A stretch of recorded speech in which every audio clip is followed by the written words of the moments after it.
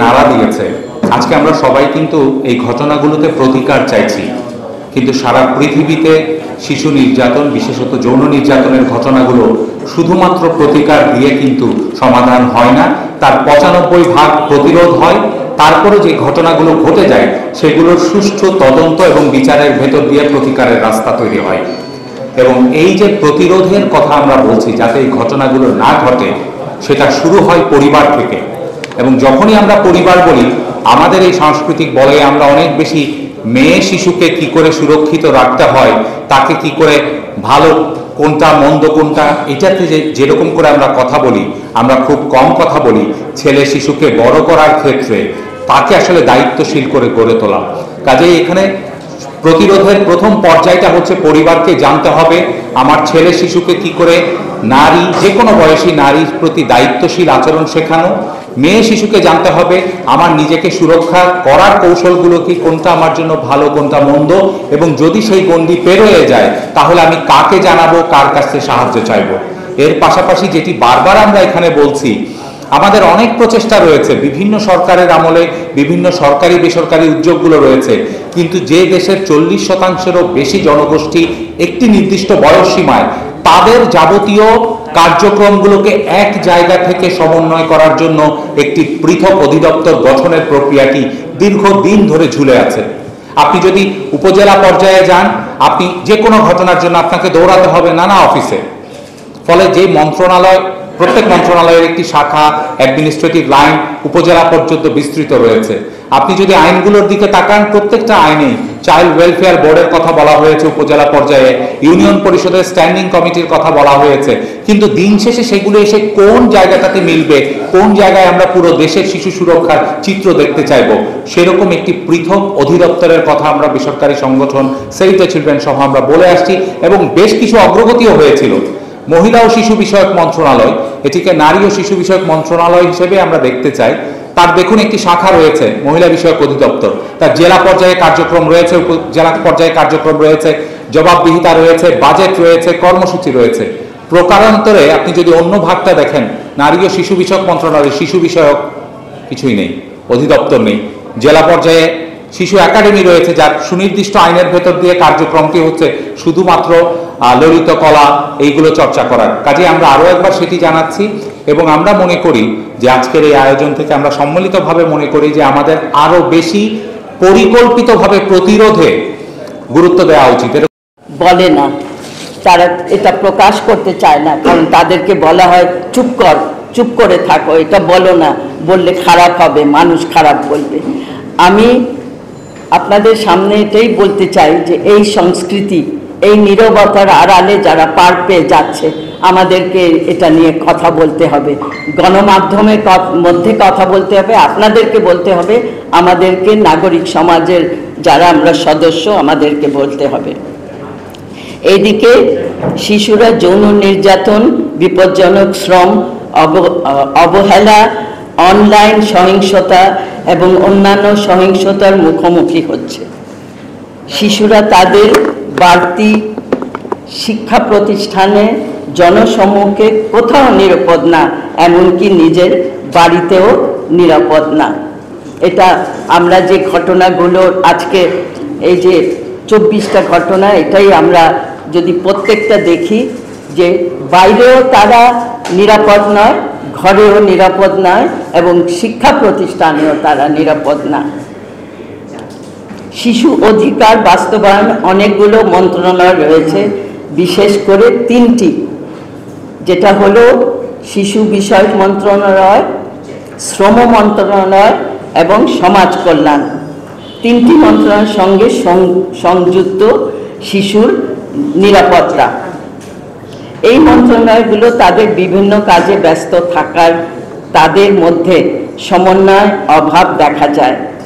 মহিলা বিষয়ক অধিদপ্তর মতন শিশুদের জন্য কোনো আলাদা অধিদপ্তর নেই, যা শিশুদের সাথে সম্পর্কিত সমস্ত বিষয় সমন্বয়কারী সংস্থা হিসাবে কাজ করতে পারে। এই ধরনের পরিস্থিতিতে অন্তর্বর্তীকালীন সরকারের মহিলা বিষয়ক সংস্কার কমিশনের মতন শিশু বিষয়ক সংস্কার কমিশন প্রতিষ্ঠার যথেষ্ট প্রয়োজন রয়েছে বলে আমরা মনে করি। আমরা অন্তর্বর্তীকালীন সরকারের প্রতি আহ্বান জানাচ্ছি যে তারা যেন শিশুদের বিষয়টি বিশেষভাবে বিবেচনা করেন। আমরা মনে করি যে এই মুহূর্তে অনেকগুলো ঘটনা নিয়ে কথা হচ্ছে, আলাপ হচ্ছে, সংস্কারের ব্যবস্থা নেওয়া হচ্ছে। শিশুদের বিষয়টা আমরা মনে করি অবহেলিত, এবং তারা কিন্তু আজকে সবচেয়ে বেশি নিরাপদ, এবং যে শব্দটা ব্যবহার হয় ভালনারেবল এই সময়। আমরা আমাদের অনুরোধ জানাচ্ছি যে শিশুর বিষয়টা বিশেষভাবে যেন গণ্য করা হয়। পরে আমরা যে ঘটনাগুলো ঘটে যাচ্ছে এটা আরো বাড়তে পারে এবং এটা কমবে না।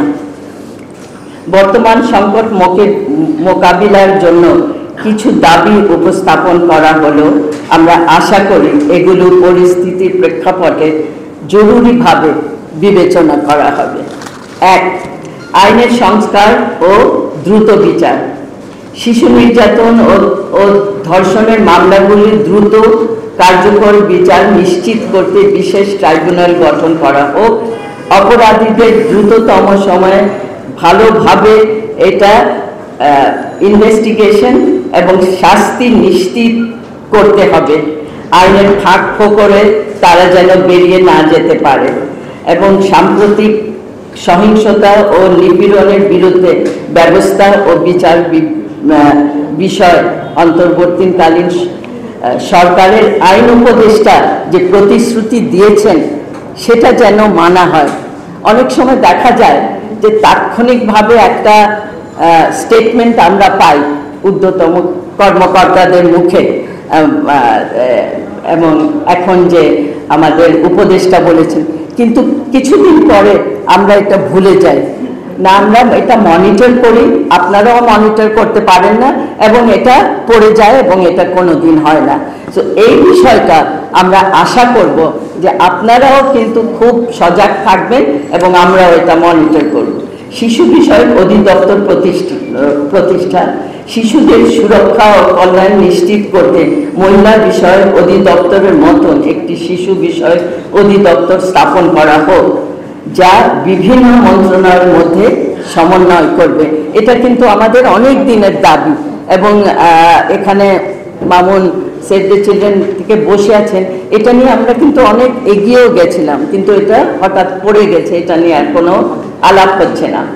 শিশু সংস্কার কমিশন গঠন। আমি যেটা আগে বলেছি, শিশুর অধিকার ও সুরক্ষা বিষয়ে একটি সংস্কার কমিশন জরুরি ভিত্তিতে গঠন করা হোক, যা সকল অংশীজনের সঙ্গে পরামর্শ মাধ্যমে শিশুদের নিরাপত্তা ও সুরক্ষা একটি সুপারিশমালা প্রস্তুত করবে এবং অন্যান্য সংস্কার কমিশনের মতন তা প্রধান উপদেষ্টার কাছে হস্তান্তর করবে। পারিবারিক সুরক্ষা নিশ্চিত।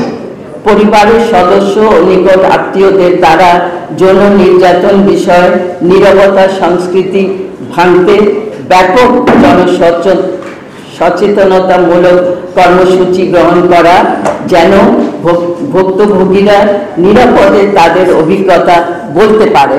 একটি নিরাপদ একটি এনভায়রনমেন্ট একটু তৈরি করতে হবে, তারা যেন নির্ভয় তাদের কথা বলতে পারে এবং তাদের কথা যেন শোনা হয়। শিশু সুরক্ষা আইন প্রয়োগ। শিশু সুরক্ষার সাম্প্রতিক বিদ্যমান আইনগুলোর কার্যকর প্রয়োগ নিশ্চিত করা হোক এবং প্রয়োজনে নতুন আইন প্রণয়ন করা হোক। শিক্ষা প্রতিষ্ঠানের সুরক্ষা।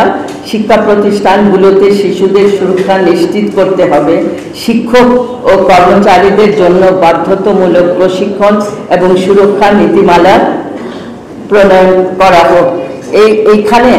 এখানে লেখা নাই, কিন্তু আমি বলতে চাই, আপনারা প্লিজ নোট করেন যে শিক্ষকদের নিয়োগের কোনো তেমন আমাদের প্রক্রিয়া নাই, যে একটা রেফারেন্স চেক করা যে সে আগে কি করত, কেমন ছিল, তার ট্র্যাক রেকর্ড কি।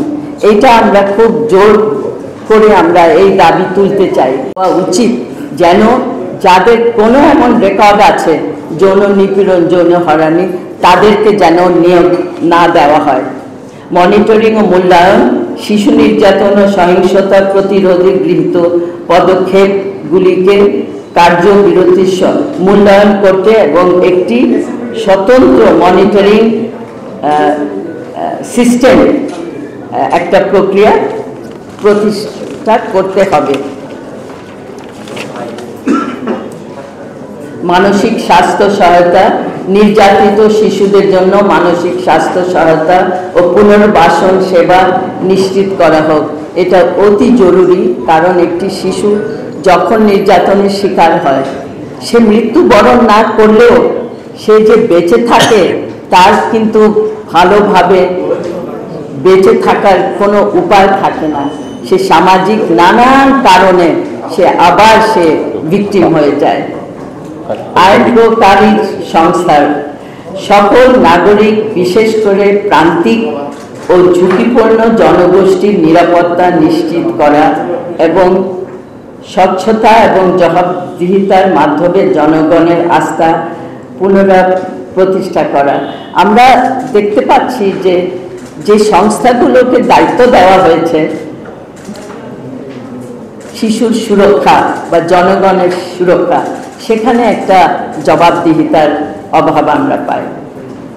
ভুক্তভোগীদের সহায়তা ব্যবস্থা শক্তিশালী ও সহজপ্রাপ্ত করা হোক, যার মাধ্যমে কাউন্সিলিং, আইনি সহায়তা ও পুনর্বাসন, তার সঙ্গে সঙ্গে আমি বলতে চাই তার স্বাস্থ্যের দিকেও আমাদের নজর দিতে হবে। তার অনেক বছর তার স্বাস্থ্যের সহযোগিতার প্রয়োজন হয়।